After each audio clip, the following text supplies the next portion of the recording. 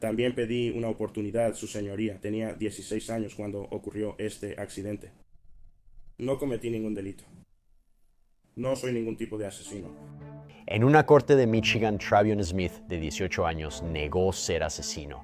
Esto ocurrió 2 años después de que un choque a alta velocidad matara a una madre y a su hijo no nacido, dejara paralizado a su esposo y lesionara a su hijo pequeño. El jurado lo declaró culpable, pero faltaba la decisión del juez. Vamos a analizar el fallo que selló el destino de Smith por décadas junto con un abogado experto en juicios. Bienvenidos a Sidebar, presentado por Law and Crime. Soy Jesse Weber. Podrías oír caer un alfiler en la sala del tribunal del condado de Macomb cuando Travion Smith, de 18 años, se levantó para hablar ante el juez James Biernat, de quien dependía su futuro. Y en una súplica final, Smith intentó distanciarse de la etiqueta de asesino. No soy un asesino de ningún tipo. El Señor conoce mi corazón, su señoría, y respetuosamente, con todo respeto, espero que Él le ayude a entenderlo también. Pero minutos después, el juez pronunció las palabras que definirán el resto de la vida de Smith, una sentencia de prisión que se extenderá durante décadas en su adultez. Pero para entender cómo llegamos a este momento de lo que estamos hablando, tenemos que regresar 2 años atrás. Hay que volver a una noche de verano en Sterling Heights, Michigan. El 12 de agosto de 2023, cerca de las 9:30 p.m., un teniente de la policía de Sterling Heights declaró que oficiales vieron una Chevy Equinox conduciendo de forma extraña en la carretera de 15 millas. Tenía la direccional encendida, se salía y regresaba a su carril y esto de inmediato levantó sospechas. Ese tipo de zigzagueo y vacilación suele indicar un posible conductor ebrio. La policía se puso detrás para revisar la placa. Una revisión rápida mostró que la SUV no tenía seguro, lo que es un delito menor, ¿cierto? Los oficiales se acercaron para una parada de tráfico rutinaria. Y aquí es donde todo cambió, aquí es donde comienza la tristeza. Si el conductor, que en ese entonces tenía 16 años, Travion Smith, simplemente se hubiera detenido, nada de lo que estás a punto de escuchar habría sucedido. Y una familia no estaría tratando de recuperarse de lo que es esencialmente una pesadilla inimaginable. Porque en lugar de detenerse, Smith pisó el acelerador. Los investigadores dicen que él llevó ese vehículo a 150 kilómetros por hora por la avenida Van Dyke y luego se pasó un semáforo en rojo en la calle 16 millas. En esa intersección chocó contra otro auto. Adentro estaba Faith Canalla, de 31 años. También ha usado el nombre de Faith Guma, su esposo Norman Guma y su hijo de 2 años. Trágicamente, Faith, embarazada, murió al instante junto a su hijo no nacido. Norman sobrevivió, pero quedó paralizado y ya no puede hablar ni cuidarse solo. Ese niño resultó gravemente herido, pero afortunadamente se recuperó. Y de alguna manera, por cierto, a pesar de la devastación que dejó atrás, Smith salió ileso, sin un solo rasguño. Fue arrestado. Registros judiciales indican que fue acusado como adulto de asesinato en segundo grado, negligencia grave que causó la muerte de un feto, huir de la policía y 2 cargos de conducción imprudente con lesiones graves. En julio de este año, un jurado lo halló culpable de todos los cargos.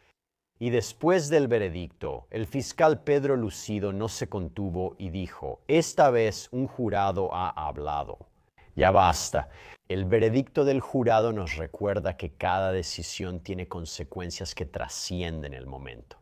La huida de este joven durante una parada de tráfico rutinaria causó una gran pérdida. Sus acciones no solo destrozaron a una familia, sino que también erosionaron el sentido de seguridad de la comunidad.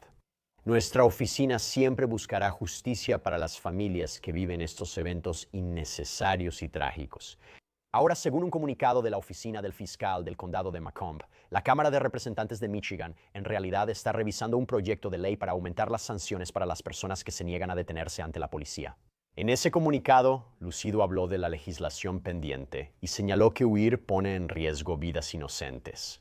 Quiero terminar esa apuesta. Debemos aumentar legalmente las consecuencias, con tiempo obligatorio en prisión. La gente del estado de Michigan merece ser protegida. Por cierto, tengo que señalar esto. Así que, aparte de un cargo de asesinato, los fiscales realmente estaban tratando de poner un ejemplo con lo que él hizo. Ya mencioné que Smith fue acusado de huir y evadir a la policía. Según la ley de Michigan, eso es un delito grave con 4 grados. Smith fue acusado de un delito grave de primer grado, lo que significa que sus acciones llevaron a la muerte de alguien y por lo tanto sería elegible para hasta 15 años de prisión. Pero aquí está el asunto. Ese tiempo máximo en prisión no es obligatorio, que es lo que el fiscal estaba buscando. Ese es un punto. Con esto en mente, el veredicto de culpabilidad hizo que todos volvieran a la corte el 26 de agosto para la sentencia, donde el juez dictaría un fallo que cambiaría la vida de Travion Smith. Muy bien, vamos a llegar a eso, pero primero quiero invitar a un invitado especial para que me ayude a analizar todo esto. Ex fiscal, abogado litigante civil y penal, Imran Ansari. Imran, gusto verte. Quiero empezar con lo que mencioné, es interesante. Es algo nebuloso de lo que hablamos respecto a lo que podría ser, pero la idea de aumentar las sanciones, tal vez prisión obligatoria para las personas que no se detienen en un control de tráfico rutinario, ¿crees que esa es la decisión correcta? Porque, de nuevo, en un caso como este, no sé si eso lo habría disuadido de alguna manera, pero la idea es que si simplemente se hubiera detenido, nada de esto habría pasado. ¿Crees que deberían aumentar las sanciones para quienes no se detienen? Claro, o sea, depende de las circunstancias, ¿no? Esa legislación que apoyan podría ser muy beneficiosa en algunos aspectos, ¿no? Porque tendría un valor disuasorio para alguien que no va a obedecer la orden de un oficial de detenerse. Pero, por otro lado, la persona que no se está deteniendo ya está en un estado mental en el que potencialmente va a cometer actos delictivos. Ahora puede haber razones legítimas por las que alguien no se detenga. Pero Jesse, yo diría que probablemente serán pocas veces en las que cuando alguien ve a un oficial detrás de ellos con las luces o escucha por el altavoz que le dicen, ya sabes, oríllate a la derecha, pero luego aceleran el auto, no tienen la intención correcta, ¿verdad? Hay una razón nefasta por esto. Están huyendo de la policía casi siempre en la mayoría de los casos.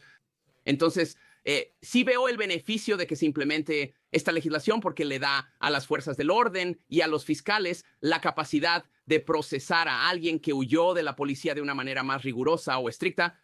Por otro lado, aunque puede tener efecto disuasorio, quien va a huir de la policía probablemente lo hará igual.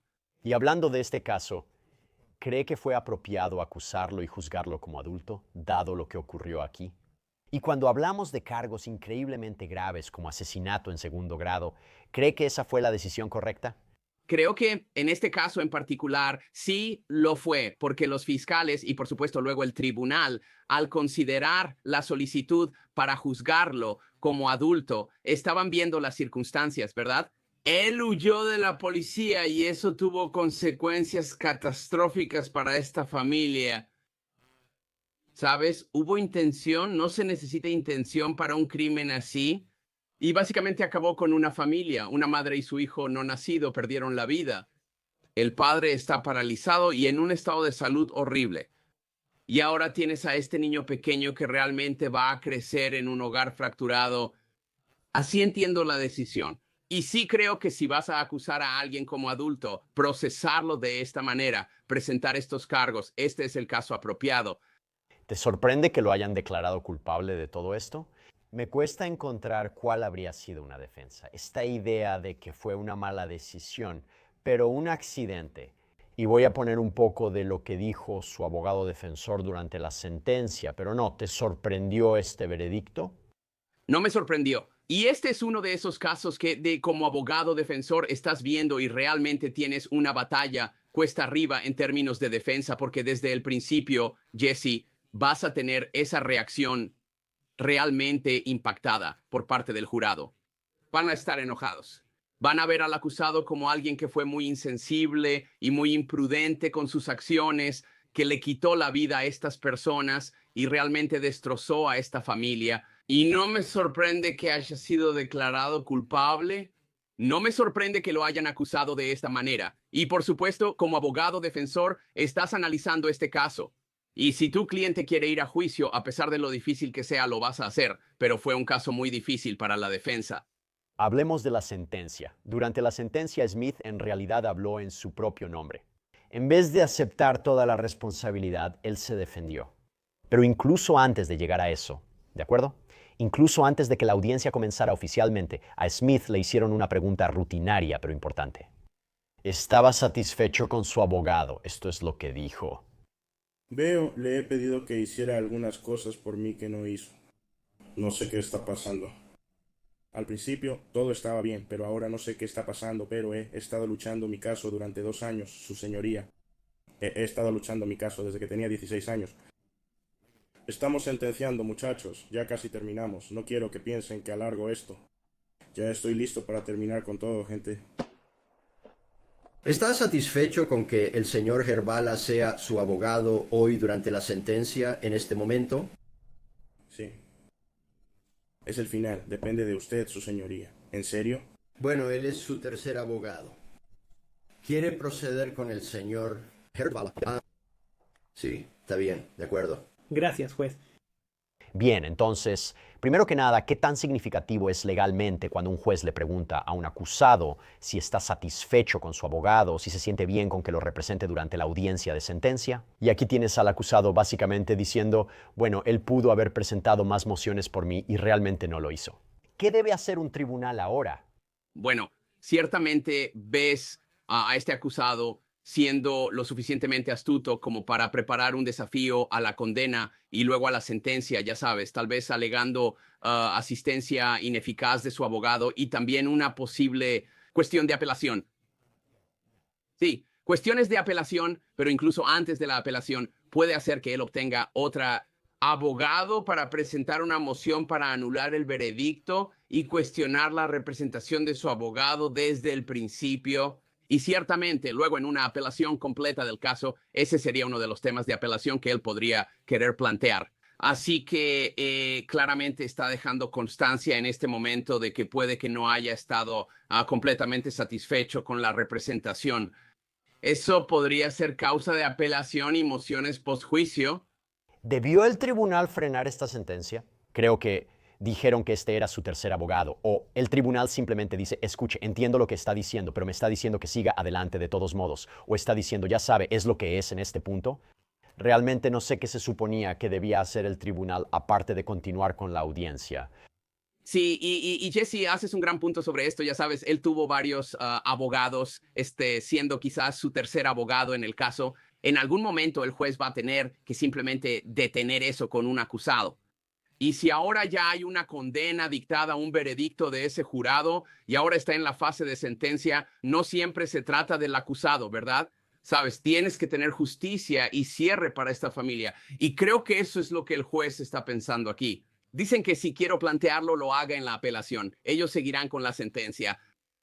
Y ya sabes, ciertamente hay un patrón aquí con este acusado. Y la paciencia del tribunal quizá ya se había agotado en ese momento. Ahora, esta audiencia de sentencia comenzó, y comenzó con declaraciones conmovedoras de impacto de las víctimas que fueron leídas en voz alta por el fiscal. Y refleja la profundidad de esta pérdida, el efecto dominó que este accidente tuvo en la familia de Fe y Norman. Los amigos ven a Fe como una luz en sus vidas, una esposa y madre dedicada cuya vida y la de su hijo no nacido fueron arrebatadas de inmediato. Las heridas de Norman, que lo dejaron incapaz de moverse o hablar, fueron descritas como un destino peor que la muerte.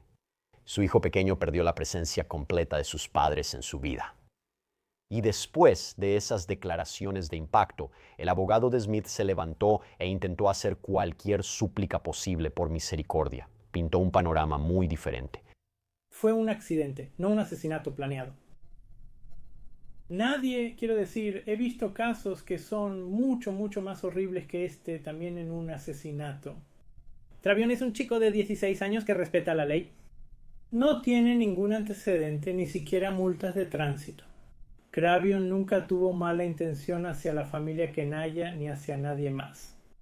El fiscal refutó rápido el argumento de la defensa y subrayó que las declaraciones de Smith y su intento de protegerse no cambiaban que había destrozado a una familia. Tu conducta mató a una mujer y a su hijo no nacido. Eres un asesino. Su señoría, el acusado, quiere proteger sus derechos. Ni siquiera puede llevar su fe a la familia. Ni siquiera puede expresar sus condolencias sin inmediatamente hacerlo sobre sí mismo.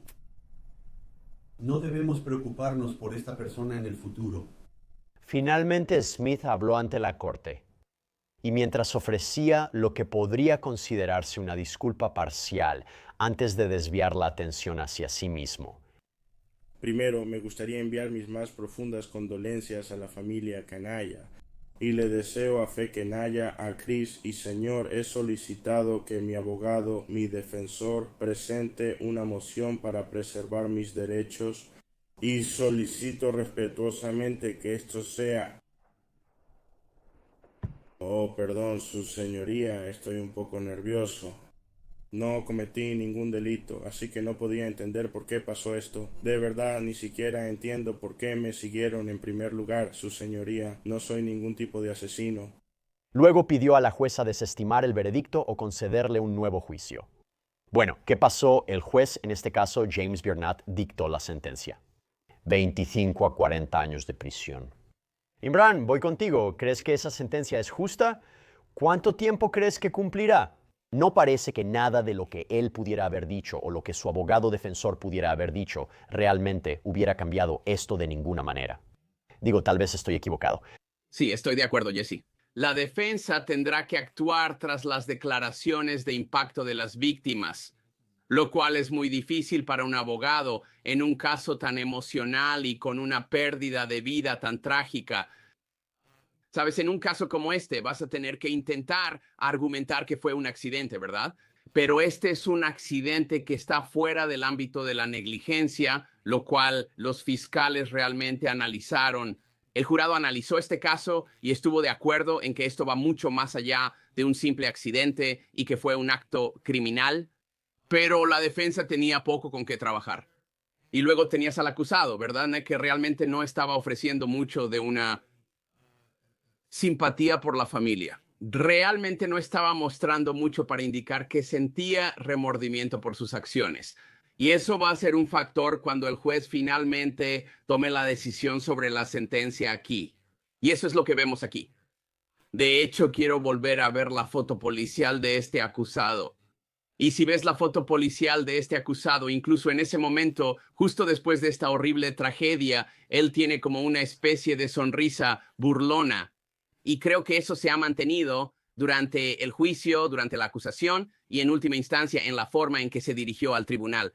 Así que no me sorprende que le hayan dado esta condena y creo que probablemente va a cumplir toda su sentencia. Mira, piensa en la devastación que dejó atrás y hablamos de cualquier factor atenuante que pudiera haber. No se hizo ningún favor. Además, un abogado defensor tiene un límite para controlar lo que dice su cliente, ¿verdad? Un cliente podría preguntarte, ¿qué debo decir? ¿Digo algo? Al final, depende del acusado decir lo que quiera, si el juez lo permite. Por eso es fundamental conocer a tu cliente. Y si parece que se van a perjudicar a sí mismos en la fase de sentencia, tal vez quieras advertirles y aconsejarles que te permitan hablar en su nombre. Pero al final, de nuevo, es su decisión. Si quieren dirigirse al tribunal, no puedes impedirlo. Y solo esperas que se dirijan al tribunal y a las familias de las víctimas y muestren algo de remordimiento por sus acciones después de una condena.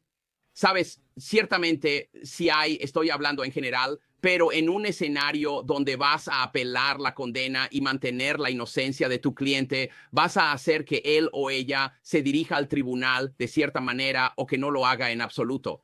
Pero en este caso, esperas que el acusado se levante y mire al jurado, mire al juez, mire a la familia e indique que siente cierto remordimiento por sus acciones. Hablemos de esto porque para la familia de Faith, esta sentencia marcó el final de un largo juicio, pero no su dolor. En la página de GoFundMe creada tras el accidente, un familiar compartió lo devastadora que fue esa noche. Parte de lo que dice es una tragedia y una pesadilla. Mi mejor amigo y primo Norman manejaba de regreso a casa con su esposa embarazada, Faith, y su hijo de 2 años el sábado 12 de agosto de 2023, cuando otro auto, huyendo de la policía por conducir sin seguro a 85 millas por hora, chocó su vehículo del lado del pasajero. El niño tuvo costillas fracturadas y órganos lacerados, pero se espera su recuperación total, gracias a Dios. Norman, por otro lado, fue llevado de urgencia al hospital. Cuando se publicó eso, Norman estaba en estado crítico, luchando por su vida. Pero según la última actualización de agosto de 2024, Norman fue dado de alta y está en terapia, pero lamentablemente no ha tenido mucho progreso físico. The GoFundMe ha recaudado desde entonces casi $300,000 con casi 300,000 donaciones. Y seguiremos manteniendo a esta familia en nuestros pensamientos y oraciones mientras intentan superar esta terrible pesadilla. Imran, gracias por tu tiempo. Me dio gusto verte. Gracias por invitarme, Jesse. Eso es todo por ahora en Sidebar, amigos. Gracias por acompañarnos. Y como siempre, por favor, suscríbanse en YouTube, Apple Podcasts, Spotify o donde sea que escuchen sus podcasts. Yo soy Jesse Weber. Les hablaré la próxima vez.